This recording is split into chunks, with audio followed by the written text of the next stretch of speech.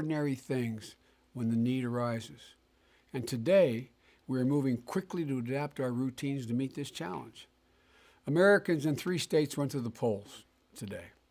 I want to thank all the public officials and the poll workers who work closely with the public health authorities to ensure safe opportunities for voting, to clean and disinfect voting booths, and to make sure the voters could cast their ballots while maintaining a distance from one another that was safe. You know, it's important for us to get through this crisis, protecting both the public health and our democracy. And today, it looks like once again, in Florida and Illinois, we're still awaiting to hear from Arizona, our campaign has had a very good night. We've moved closer to securing the Democratic Party's nomination for president.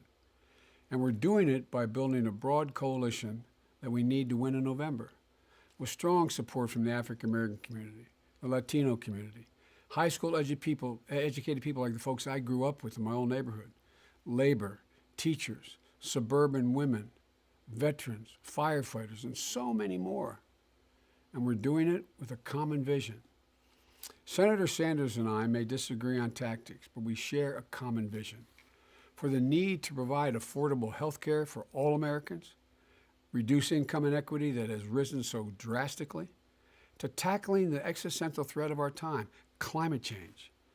Senator Sanders and his supporters have brought a remarkable passion and tenacity to all of these issues. And together they have shifted the fundamental conversation in this country. So let me say, especially to the young voters who have been inspired by Senator Sanders, I hear you. I know what's at stake. I know what we have to do.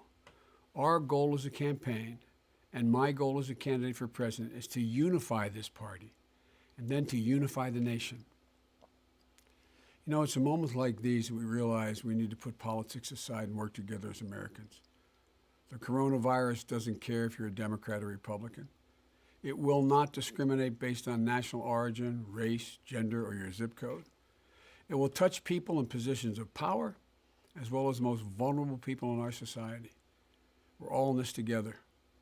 This is a moment for each of us to see and believe the best in every one of us, to look out for our neighbor, to understand the fear and stress that so many are feeling, to care for the elderly couple down the street, to thank the healthcare worker, the doctors, the nurses, the pharmacists, the grocery store cashier, and the people restocking the shelves, to believe in one another. Because I assure you, when we do that, when we see the best in each of us, we lift this nation up and we'll get through this together. That's how we've always done it.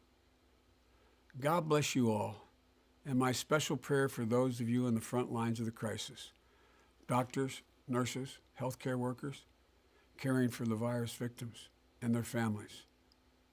My prayers are going out for everyone. My hopes are high because I believe in times of crisis, Americans have always stepped up. We have to step up and care for one another. Thank you all. Thank you all for listening.